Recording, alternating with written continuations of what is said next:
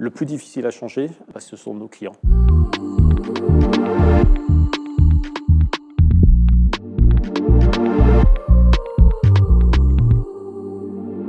Le 9 janvier dernier, nous sommes allés à la rencontre des hôteliers et restaurateurs réunis en groupement de la vallée de Chamonix. Ils nous ont raconté leurs actions en faveur de l'environnement, mais aussi les freins qu'ils rencontrent. Le plus difficile à changer, ce sont nos clients qui viennent du monde entier. Et pour venir du monde entier, ils prennent des moyens très consommateurs. Et là, on sent que là, on essaye de porter de la pédagogie, de la consommation raisonnée, mais ce n'est pas leur première attente. Il y a tout le panel de réactions possibles et imaginables. Les clients les plus engagés qui viennent chez nous parce qu'ils ont conscience de ces démarches-là et que ça les touche et que ça participe à leur choix de destination, de vacances, d'hôtellerie. Et à l'autre bout, des clients qui s'en fichent totalement.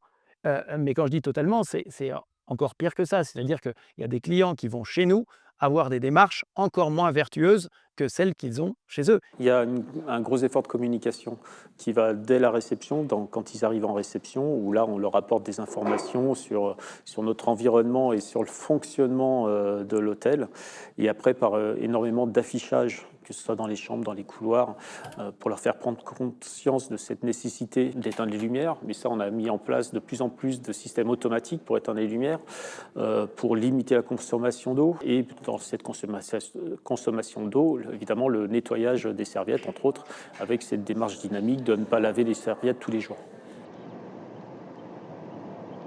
Moi, j'interviens là pour les hôtels et les restaurants, et eux sont vraiment concernés, avec des bâtiments qui sont anciens, qui sont vraiment des passoires thermiques. Le décret tertiaire, à l'horizon 2030, ils doivent diminuer de 40% leur consommation en énergie. Ensuite, 2040, moins 50%, et ça va jusqu'en 2050, moins 60%. Donc il y a une diminution obligatoire de l'électricité, du gaz, de l'eau, du fioul, tout ce qui consomme de l'énergie. Il faut aussi un peu de normes parce qu'il y a des choses qui iront trop lentement. Je ne comprends pas pourquoi on ne se donne pas une échéance au-delà de laquelle il sera interdit de mettre de l'eau potable dans les sanitaires. Évidemment, il faut du temps.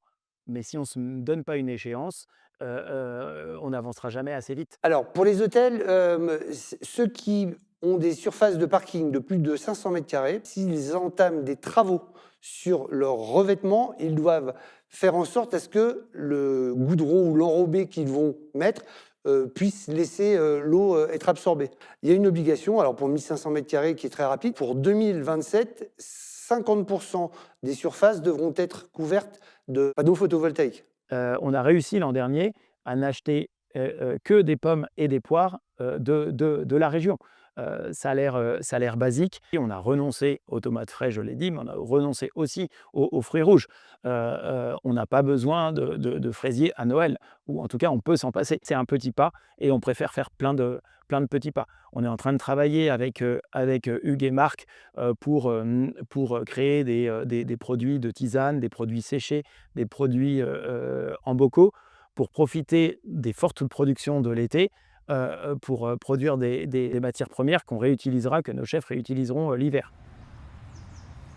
Nous sommes profondément illégitimes, et j'en parle régulièrement avec des associations, illégitimes à demander ou à inciter le client à moins changer ses serviettes. Parce qu'une partie de la clientèle va nous dire que c'est pour économiser. Et oui, évidemment, on fait des économies d'eau, de produits, de blanchisserie si on lave moins les serviettes. Et c'est pour ça que je dis qu'on est illégitime et je demande aux associations de nous aider et de prendre la main et de prendre la parole parce qu'on ne sera jamais les plus pertinents. Et les associations vont être plus pertinentes et en plus, elles ont des techniques pour inciter de façon ludique ou de façon intelligente les clients à changer. La réflexion, au fur et à mesure, doit permettre de trouver des solutions, parce qu'il n'y a pas de raison. On n'est pas plus bête ici qu'ailleurs, et à la montagne, il y a tels défis qui ont été relevés que les solutions, elles peuvent être trouvées.